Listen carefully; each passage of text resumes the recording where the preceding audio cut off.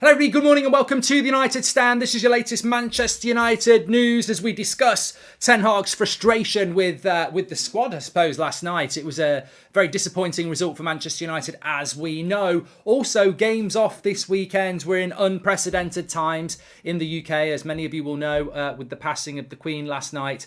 How does this impact Manchester United games this weekend? Will there be press conferences? Will there be previews? We'll get into that. In fact, we'll get straight into that as well. Also want to delve deep into some of the frustrations of last night. I mean, look, at the end of the day, it's very rare for me to be sticking up for people like Harry Maguire and Fred and everyone like that. But I just think we've got to be... Look, it doesn't matter what I think. You can be Glazers in, Glazers out. I hope most people are Glazers out. But I do hope that as a fan base, we get behind this manager and therefore get behind his decisions. There just seems to be, and I understand it to a certain extent, because of what's happened in the last couple of years, certain sections of our fan base still want to run their agendas. They still want to make it about the player that they dislike the most. And I completely disagree with it. I mean, I've woken up this morning, there's pelters being thrown at Ronaldo that he's finished. I mean, how many times do you want him to smack you in the face because you've said he's finished and then he'll go and score a hat-trick? So, you know, some people want to pin it on Maguire because every game he's captained, we've lost. Some people want to pin it on Fred, and it's not that simple. There's a bigger thing staring in the face. I watched the first half this morning, and it's very, very clear to me what the problem was last night, and it's a wider squad issue. But we'll get into that in a minute. Let's go straight into this headline. It's actually coming from That's Football Twitter account, actually. So this is coming from That's Football. In relation to the games at the weekend, which Man United are playing Crystal Palace on Sunday. If you're not aware, and I'm pretty sure you will be, but you never know, in the modern world, some people, may not be aware. The Queen, the monarch of the Commonwealth and of England and of the UK, sadly passed away yesterday evening, just before the Manchester United game against Sociedad. And we haven't had the passing of a monarch since the early 1950s. 70 years ago. So what was tradition then may not be tradition now, may well be tradition now. There's talk of 12 days of mourning. I finished the game last night, turned on the TV, and it was just every channel talking about the Queen. So these are unprecedented times. There is a Premier League meeting at 11 o'clock. Richard Masters has told clubs that government guidance is unlikely to be definitive and they will have to make their own decisions with regards to the fixtures. So I would say that in relation to the game at the weekend, and we can all have a decision, and I don't know whether it's something we should have a poll on because, I actually think it should. You know what? I do think we should have a poll on it, actually. Let's do a poll on it because at the end of the day, is that not what a democracy is?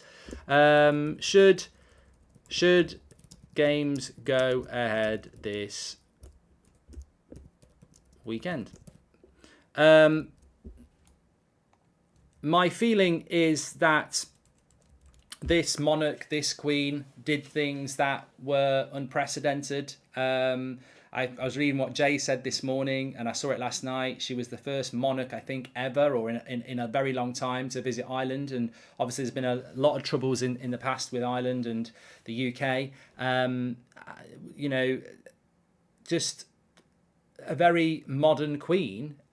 When she started, it wasn't modern. So my personal feeling is that everybody's got the right to, and I respect everybody's opinion on this, but there are a lot of people who are very sad about this and believe in the monarchy, and they must be allowed to mourn, and we must respect that. At the end of the day, you might not agree with it, but we're all part of this community, and some people in the community will be very sad. If you're being an arsehole and trying to be horrible about it, then, that reflects badly on you at the end of the day. But we must be respectful, but there are ways of being respectful, and I think that my personal feeling, and I haven't changed with a night's sleep, my personal feeling is that there are going to be a lot of people reliant on these Premier League games this weekend. We are going through a very difficult time in the UK. There is a lot of poverty problems. There is massive NHS waiting lists. There are huge issues around fuel prices. We've just come out of COVID. There's a lot of people who are, just clawing back, trying to get their lives back on track financially. There's also going to be a lot of people travelling from outside of the UK to watch this game who may come from countries where there isn't a monarchy, so they don't really understand it. So you can't have a Premier League that is an international sport and then close it down because of something that might be very specific to the country where the team plays. But above all that, above all that, my personal feeling is that we are living in 2022. And if you cancel all the Premier League games at the weekend, what do all the Premier League fans do? Like, they watch Netflix or they play FIFA online, or they're not going to sit there in their garden in a black suit, thinking about the Queen, because that's just not the way the world works anymore.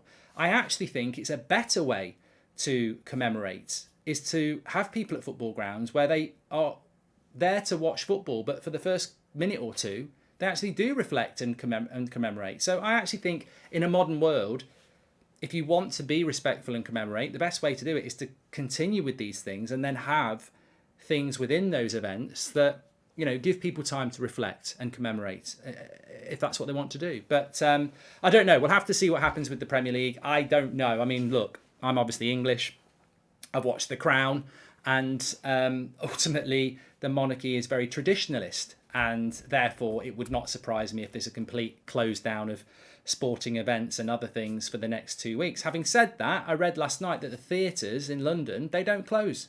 They play the national anthem and they carry on doing their shows tonight, tomorrow night and every other night. So look, schools aren't closing either. So yeah, why do some things have to stop and some things don't? And I personally think, I don't know the Queen. We didn't talk, but not because we didn't get on, but I haven't spoken to the Queen, but listening to the things that she said over the years, I think that she was very aware of the modern world that we operated in, and I think that she would probably say that things should carry on, but we'll see.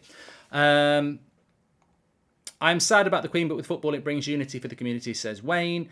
We can mourn the Queen in so many ways without cancelling football. I don't know why it's the first port of call, says Nick P. And I'm saying Ronaldo is done, but scoring a hat-trick every other game is great, yes, but at this point we need consistency and not moments, says Mountain Man. Well, we'll talk about that in a minute. Interestingly, I can't get the poll up, but should games go ahead this weekend? 81% of you say yes, and 19% of you are saying no. So we'll see what happens. That's the latest. There will be an update later this morning. And Michael says, if you don't respect UK traditions, then you don't have a culture and a country, says Michael Mello. Well, Michael, I'm just about to sit you down. So if you get a cushion, get yourself a little cushion, Michael, and prepare to sit down. Football games were not cancelled in 1952 when the King died. Other sporting events were, but football events weren't. So let's keep the tradition then. I'm with you, Michael. Let's keep the tradition going because they weren't cancelled. But they may well be. We'll have to wait and see this weekend. Bringing it back to Manchester United, last time we did not have a press conference from Erik ten Hag last night. We did not have interviews with players last night. This is obviously unprecedented, but to do with what happened. Some people criticised UEFA for letting the game go ahead last night, by the way. But I think it's very difficult when you've got people sat in the stadium. I think the right decision was made with that game. But in relation to the game itself, there's a lot of fallout about it. We've just had a comment from somebody there going in on Ronaldo. Look, I just think I personally can have a conversation with anybody about football that's not going to be abusive and toxic, but I cannot sit and have a conversation with somebody about last night who wants to blame it on Ronaldo or Harry Maguire or Fred or any other individual agenda they've got, because for me, you just haven't watched the game and you've ran your mouth off about whatever little agenda you've got. I'm waking up this morning about Ronaldo. Ronaldo's finished, Ronaldo this, Ronaldo that. I've never heard such nonsense in all my life. Casemiro is not up to speed and he's 30. Ronaldo's not up to speed and he's 37. It's got nothing to do with age. They're just not match fit. And whose fault is that? Is it down to them? Well, Ronaldo didn't have a pre-season, so maybe it's to do with that. Is it down to not getting enough game time? Is it because it's the start of the season? So many of those players that came into the team last night just didn't impress. Maguire did not look up to speed. Lindelof did not look up to speed. Ronaldo did not look up to speed. Casemiro looks like he's got way more gears to go in. Fred did not look up to speed. Elanga did not look up to speed. It was no coincidence to me last night that all the players that came in that haven't been playing first team football did not look sharp. But they're not going to look sharp because then they're not playing enough football because we've been picking a first team. That's just the way it is. I think there will have been a massive frustration from Ten Hag. But you know what? What happened to us against Brighton and what happened to us against Brentford? We were terrible. Absolutely terrible. And a lot of those players, like Bruno and Rashford, have got better having played 3, 4, 5, 6 games. And I think that that's a logical thing, that if we kept playing Maguire, Fred, Ronaldo, Casemiro for the next few games, by game 3, I think they'd be a lot better. But we can't afford to do that. I agree we can't afford to do that because we've got other players who are performing better than them at the moment. So I think you've got to take into account there was a distinct lack of sharpness with those players that aren't playing at the moment. I'd have loved to have seen what Erik ten Hag would have said after the game, to be honest with you. I think it would have been really interesting to see what he would have said after the game. But obviously, I understand why he couldn't give press conferences with what's happening in the UK. But, I think he will have been very frustrated last night. I think that... Some of the individual performances obviously weren't great, but I think collectively it was a very poor team performance. We did enough to get a draw out of the game, but I watched the first half this morning, and sometimes you do miss things when you're doing an instant match reaction straight after the game, which is what we all talk about. But I did pinpoint where the game went wrong, and the game went wrong with Fred. Now, I don't think Fred had a bad game. I think I gave him a 5.5, which is below average, but I don't think he was terrible. I've given Fred 2 before. I've given Fred 3 before when he's been absolutely terrible. I don't think he was absolutely terrible, but I think fundamentally he was the reason we didn't win the game. If you watch that first half back and count the amount of times we get the ball to Fred on the edge of the box of Real Sociedad and he either shoots or misplaces a pass or loses possession, you'll be stunned. Absolutely stunned. Now, if that's Bruno, I think we're 2-0 up at half time. And look, Bruno can be very wasteful, but he knows how to play as a number 10. That decision was probably enforced on Ten Hag. Last night I was like, well, why is he playing Fred as a 10? And everyone's like, why is he playing Fred as a 10? But who else is he supposed to play as a 10? Donny van de Beek is injured. He wants to give Bruno and Eriksen a rest. He wants to play one for one half and one for the other. You're not going to play McTominay as a 10. I mean, you could have played Garnacho as a 10, you could have played Sancho as a 10, but then he's obviously thinking that he needs to bring Sancho on for Anthony because he hasn't got Rashford, so he's got to give Anthony 60 minutes. So ultimately, I think it comes down to just a complete lack of options. We are very thin around that team in certain areas. Now, you could have played Eriksen as a 10, I hear you say, but if you play Eriksen as a 10, you put Fred next to Casemiro and you get the problem in the second half, which was part 2. So part 1 is the first half where Fred gets the ball countless times in lots of space. And I watched it this morning and I was like, bloody hell, if that's Bruno, he's getting that out to Anthony quick, or he's threading it through to Ronaldo quick, or he's having a shot, but something's going to happen. It's Fred, and he's having a look around, he's like, oh shit, I'll just have a shot. Or he gets it and he passes it back to the left back. I mean, the amount of times Fred got it as the number 10, and he's acting like he's getting it in the centre circle, just a sideways pass. He doesn't know what he's doing, because he hasn't got the tools to be a number 10. As I said last night, put Messi at centre-back and see how he does. So the Fred thing killed us in the first half. And in the second half, we then bring Bruno on, but we take Eriksen off, who's good at getting the ball to the number 10. And Fred isn't very good at that. So I think last night we saw that basically we miss Eriksen massively in the midfield too, and we miss Bruno in the attacking in the number 10. And if you put Fred in those two positions, we become what we were last season, a team where the front three become graveyard shifts, and it becomes quite lacklustre on the pitch. You can say what you like about Fred, and he can have good games, and he is very tenacious, and he will run and run and run. But as a footballer, he's very limited. In a possession-based team, he's going to be a problem. And that's something I'm going to take away from last night that I think needs to be discussed. As a possession-based team, I think Ten Hag's got a massive problem on his hands. How does he turn this team that's won the last 4 games and shouldn't have lost last night, how does he turn a team that's getting results by playing what is basically counter-attack football, again, in a very different way to Ollie, but we are still counter-attacking. How does he get that team to become what we thought we were going to be, which is Ajax, 70% possession, loads of shots on goal, double the amount of passes the opposition are playing, and a very high line, and spending a lot of time in the opposition's half?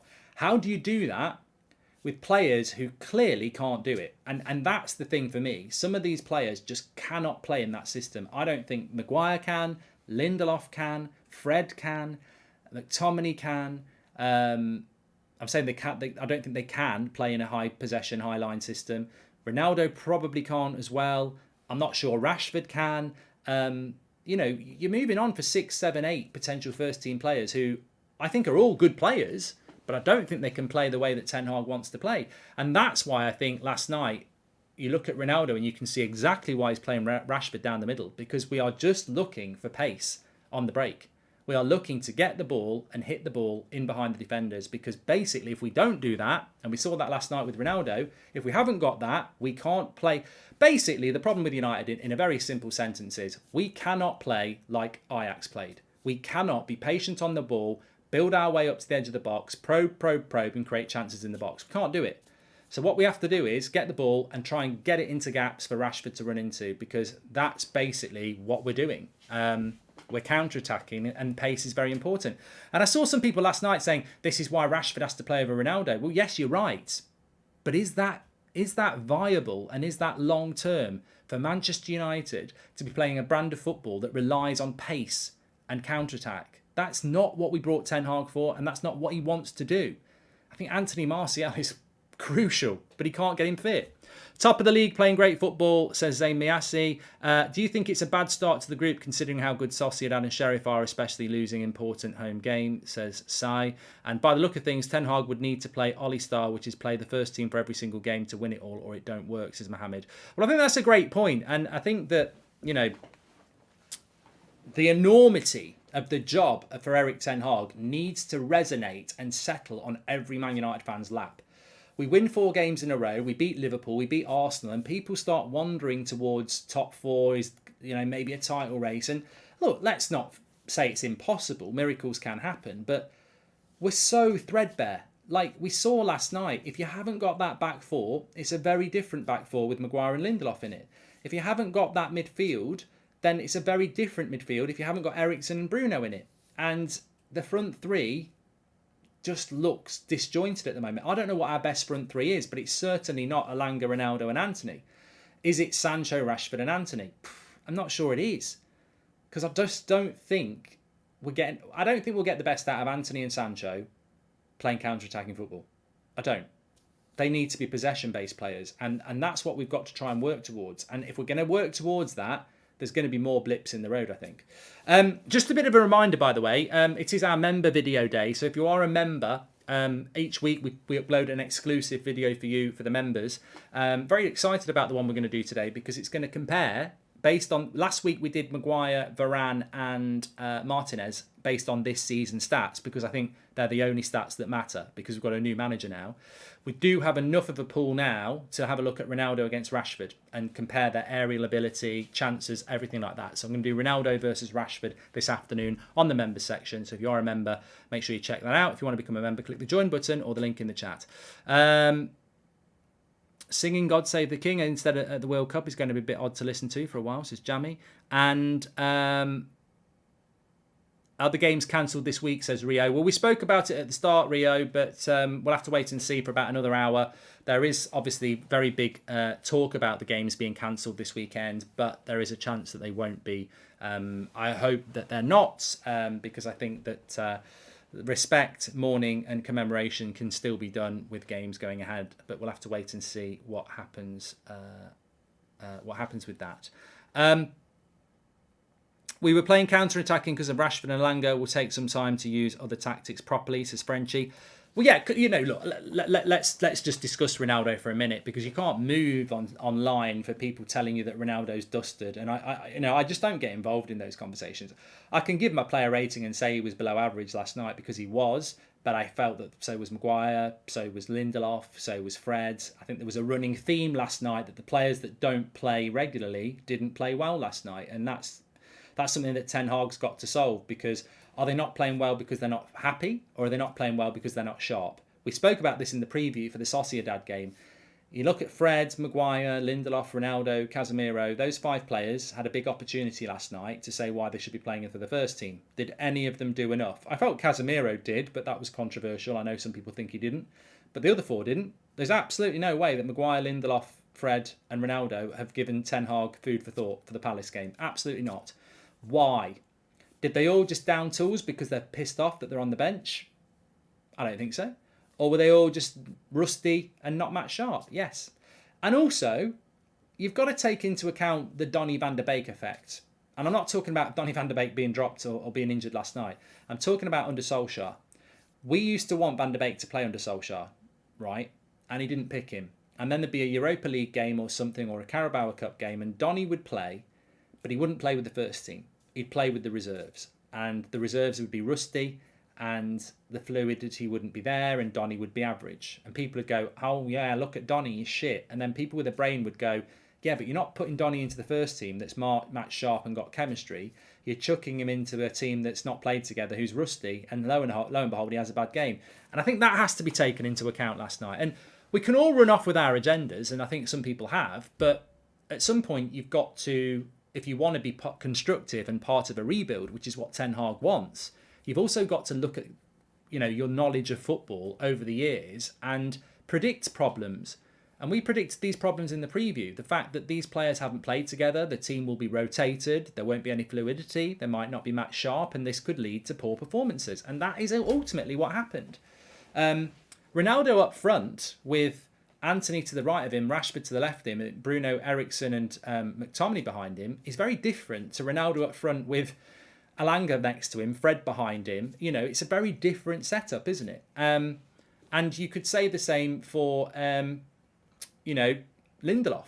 But it's different for the defence, because if you put Lindelof next to Martinez, it's not going to be the same as... There's a partnership there, isn't there, between Varane and Martinez. But, we didn't change our full-backs, but if we had started Wan-Bissaka at right-back, it's very different for Wan-Bissaka if he's playing with Maguire and Lindelof than he is if he's playing Varane and Martinez. So you're always going to have that problem as a player coming into the team when there's a lot of rotation.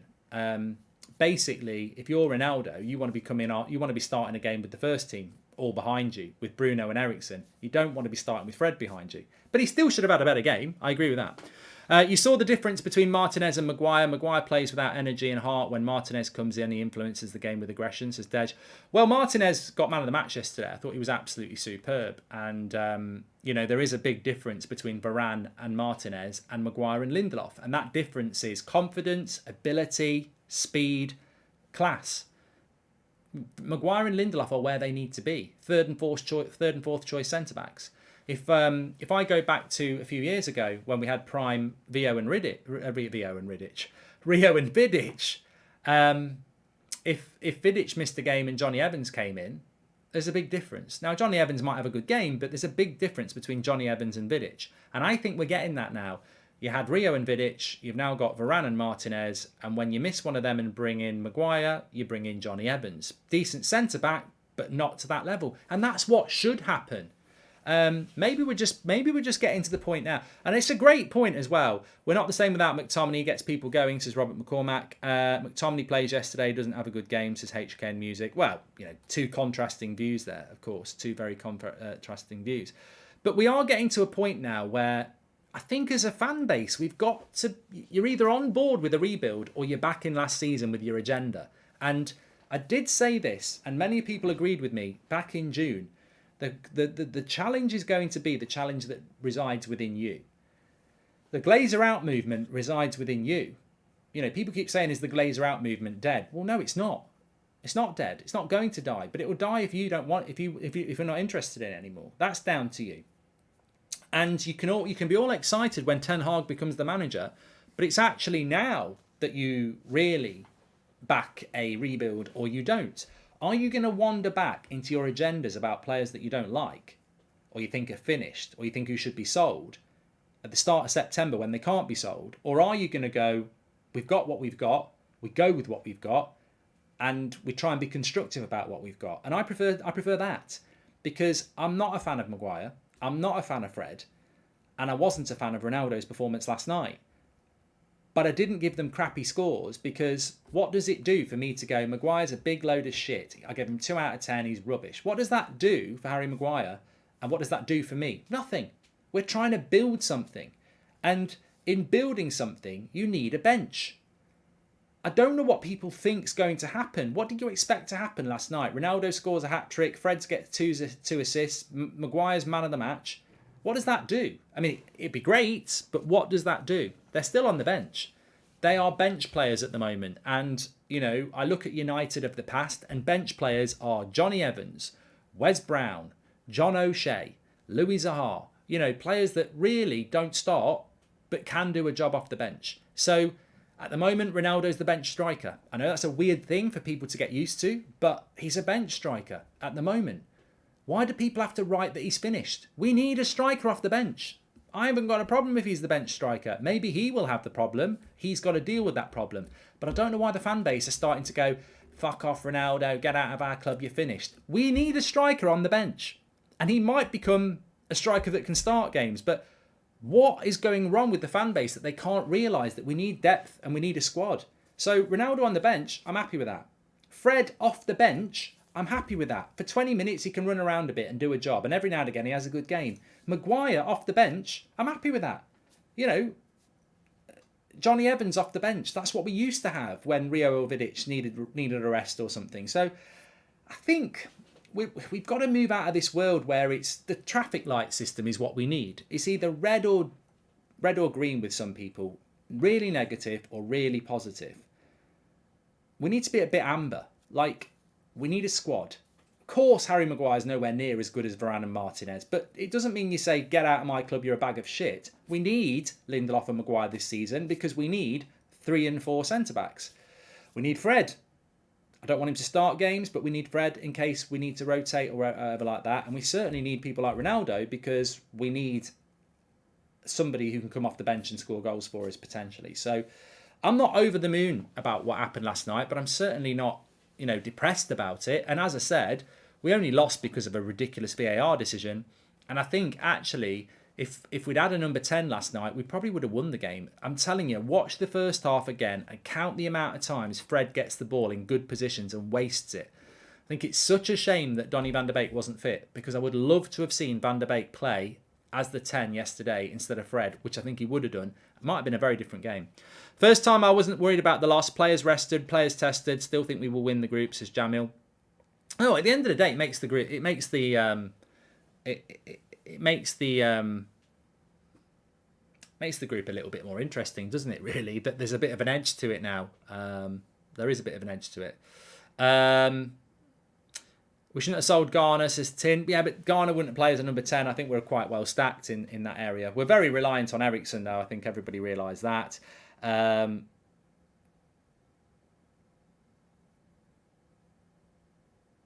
Game was needed, got robbed, really, but it was good to get guys in, says Hroth. And one thing I will take away from last night, by the way, is that I think Ten Hag looked very frustrated at the end of the game, and he won't be happy that the momentum of the last 4 games has dissipated, and he won't be happy that players came into that team and didn't perform.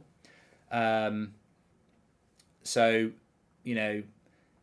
how he responds to that will be very interesting, but it's a difficult one for a manager because the balancing act is very difficult. He's found a first team that's worked for him, and he wants the players to come in and perform and make his job harder. But look, Anthony didn't look particularly sharp yesterday, did he? Sancho didn't look potentially sharp. You can wander around and find. We've not even mentioned Elanga.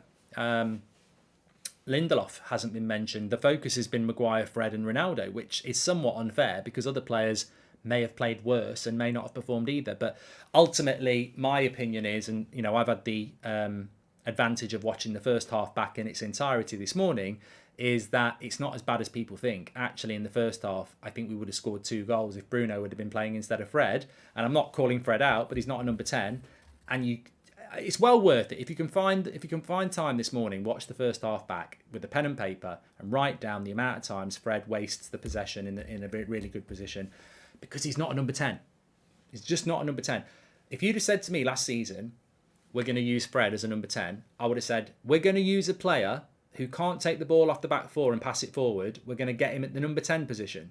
There was one point actually as well, and I remembered it from last night and I saw it again. Sancho never looked sharp, says Robert. I want to talk about Sancho in a minute, actually. There was one point last night where, I don't know whether it was Ronaldo or Anthony or Eriksen, Fred's gone beyond Ronaldo into the box, and he's on the right-hand side of the pitch, and the ball goes into him as he's coming out of the penalty box on the right-hand side. And he jogs towards it, and the centre-back just bombs past him and gets it. And you're like, he just doesn't know how to play this position. Because when he's in the middle of the pitch, you probably can jog onto a ball that's coming into your feet. But when you're a number 10, you can't jog towards it. And it looked shambolic, but it was actually because he just doesn't know how to play that position. So somebody said that Fred played as the 10 to do the running for Ronaldo. I think that's bollocks, by the way. Fred played at number 10 because we don't have anybody else who can do it, and he wanted to rest Bruno. Bruno runs around more than Fred. So Fred wasn't played at number 10 to be Ronaldo's legs, because Bruno would run around a lot as well. Fred was played at number 10 because we just don't have anybody who can do it other than Bruno. So, on Sancho, look, my issue with Jadon Sancho is that we are using Jadon Sancho in a way that is not going to get the best out of him. We saw this with Solskjaer. I'm a big fan of Sancho. I'm a bit worried because it's season 2. He has to have a good season in season 2. Season 1 was okay. It's a bit, it's a bit like Game of Thrones, isn't it? Or Breaking Bad, or Sopranos.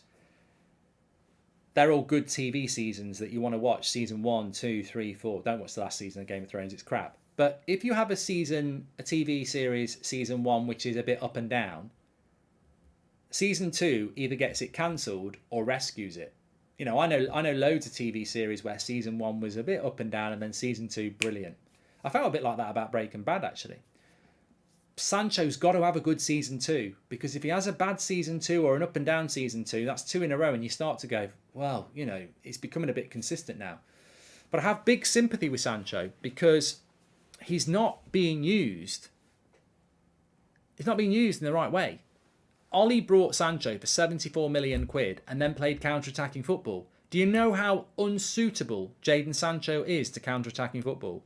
You're basically taking a footballer who spent most of his career playing off the wing, inverting in a possession-based team that is patient round the edge of the box.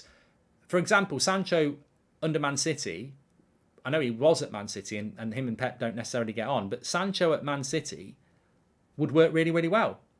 Because City are not about hitting teams on the break. They can do it now they've got Haaland, but City like to spend time on the edge of the opposition's box, probing, passing. This is what Sancho would be good at. So Solskjaer obsessed about Sancho and then had no idea what to do with him because it didn't suit Solskjaer's fast counter-attacking football with a deep line. What are we doing with Ten Hag at the moment? In pre-season, Sancho looked very good because we played with a higher line and we had a lot of possession in the final third. Now, to get results, we've abandoned that. We are playing with less possession and we are not playing with lots of possession in the final third.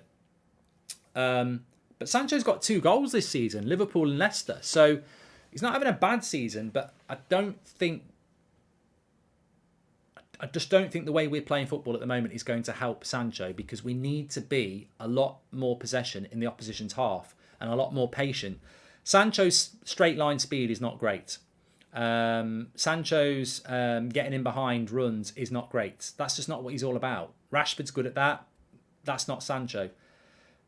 We need to get the best out of Sancho, we need to be way better in possession. And at the moment, that is a struggle that Ten Hag is working on, because obviously it's very difficult to be very good in possession when certain players aren't like that. Bay calling out Maguire. Bay definitely not the only player thinking the same way. Imagine have a captain no player respects as Anthony to 1993. Well, look, I gave Maguire a 6 last night. I don't think he was terrible, but I think he was rusty, and I don't think he suits it. Apparently, we've got a bit of a tweet coming in. But I don't think he was terrible. I just don't think he fits the team. I think, actually, there's a big similarity between Maguire and Ronaldo at the moment, is that I don't think they're bad players. I just think that they... I just don't think they suit United at the moment. Now, that could be rustiness or whatever. Maguire doesn't suit United because he's not as good as Brown and Martinez. Ronaldo doesn't suit United because I don't think Ronaldo... You know the hilarious thing is, I know Ronaldo. I've known his whole career. Whole career. From the moment he came from Sporting Lisbon to United, many of us loved Ronaldo. And even when he was at Real Madrid, still followed Ronaldo. Portugal, you still follow Ronaldo. I've monitored Ronaldo's career all my life. The best Ronaldo was the one that played off the wing for United and scored, 38 goals in a season? Or was it 42? Unbelievable. To score those goals from the wing, electric speed, skill, just one of the best players in the world I've ever seen. And that was, 2008? His game evolved after that into his Real Madrid career as he became more of a forward. What makes me laugh about Ronaldo is, and Ronaldo critics, is they bring his age up. They bring his age up, right? Ronaldo's 37, he's past it. He doesn't run around. It's like they've never fucking watched Ronaldo play. Ronaldo at 27 wouldn't work in this system. He wouldn't run around like that anyway. He's never done that. He did it for a bit for Sir Alex off the wing, but even then, you know, not to the extent of someone like Elanga runs around or something like that. But Ronaldo at Real Madrid didn't run around loads either. But people, you know, the world's awash with armchair pundits who think they know football because their brain's telling them something that they think is clever. But a lot of the time, we're wrong. A lot of the time, I'm wrong. But on Ronaldo, I'm not wrong. People are talking about his age and saying, oh, it's his age. That's the problem. He's too slow. He doesn't run around anymore. You've not watched him for the last 10 years, have you? He didn't run around at Juventus. He didn't run around at Real Madrid. That's just not what he did. Ronaldo, for most of his career, has been the player that the team revolves around. And everyone else does all the work, and Ronaldo wins the games. It's not that he's lazy. He's not lazy. He's probably one of the fittest players in the United squad.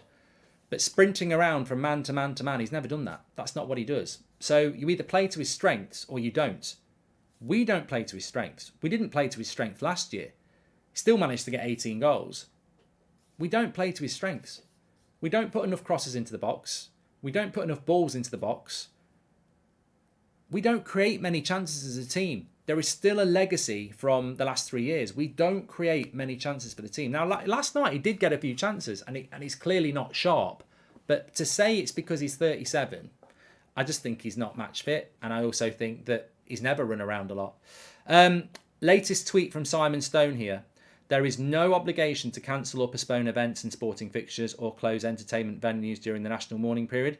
This is at the discretion of individual organisations. As a mark of respect, organisations might wish to consider cancelling or postponing events or closing venues on the day of the state funeral. They are under no obligation to do so, and this is entirely at the discretion of individual organisations. So, you know, look, fingers crossed we can mark and commemorate and mourn the passing of the Queen yesterday while still having sporting events go ahead. There is hope that that can still happen. Obviously, I respect those who don't want it to happen. We'll have to wait and see. People need to realise if Ronaldo was at City scoring goals, would people say he's not fast? Age is letting him down, says Nash. Look, I don't want to... I'm going to do a video which is going to go up for the members where we compare Rashford and Ronaldo's stats this year, and we'll look at passing accuracy, aerial duels, chances, accuracy, etc. I think it'll be a very interesting watch. If you're a member, click the members club and join. That's going to go out very, very soon. But what I think we need to resist, what I think we really need to resist is this desire to pin the blame on one or two players. Because if you're doing that from a place of ignorance. Because there is absolutely no way that last night's result was on one player or two players. Whether it's Harry Maguire, whether it's Fred, whether it's Ronaldo, whether it's Lindelof, whether it's Casemiro, or whoever you want to blame, that was not why we lost the game last night. We lost the game because of VAR, and we didn't win the game because we missed Bruno and Eriksen in the first and the second half. Fred's never a number 10. It was unfair on him to have to do that role, and he just couldn't do it. And on top of that, Maguire, Ronaldo, Fred, Lindelof looked ridiculously rusty, and it showed, and it affected everybody. Anyway, look, hopefully we will be doing a preview for Crystal Palace at 2:00. We will certainly know by then if the game is going to go ahead or not. So let's wait and see what happens in the next hour or so. We should get an update just after 11 o'clock. So keep an eye on United Stand MUFC Twitter, and we will keep you updated throughout the morning. And if the game is going ahead, we can move ahead with the preview at 2:00, which is obviously, we're hopeful that will happen. A press conference, I do not think will happen. There was no press conference recorded last night. What normally happens is on a Thursday night game, Ten Hag would do a 5-minute section about the Arsenal game, which would get released at about 1 o'clock today. That wasn't done, so we probably do not get a press conference from Ten Hag at all. He may release some article with the website or something like that, but we need to wait and see if the game is going to go ahead. But look, thanks everyone for tuning in this morning. Please smash a like on the video. Some really good conversation ongoing, and I think ultimately the one line I think that we need to keep in mind at the moment as United fans is that we're on each other's team.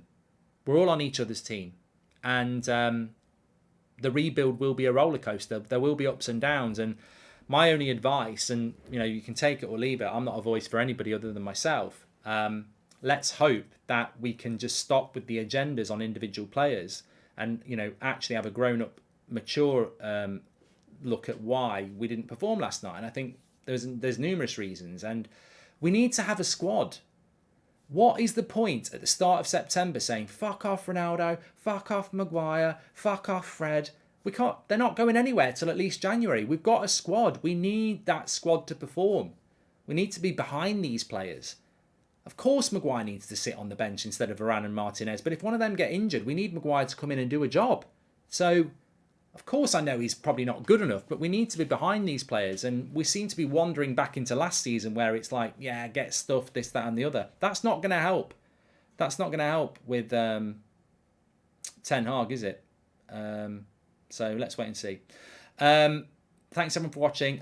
Just another one as well. I have got a video coming out on the Mark Goldbridge channel a little bit later. I'll drop the link in the video description of our next video. Driving with Goldbridge. Quite an interesting story. I hinted about it a few days ago. Goldbridge called out by an ex-United player. Called me a Forest fan. I'll tell you the story of that on Driving with Goldbridge when it comes out a little bit later. Very interesting. Speak to you all in a bit. Thanks for watching.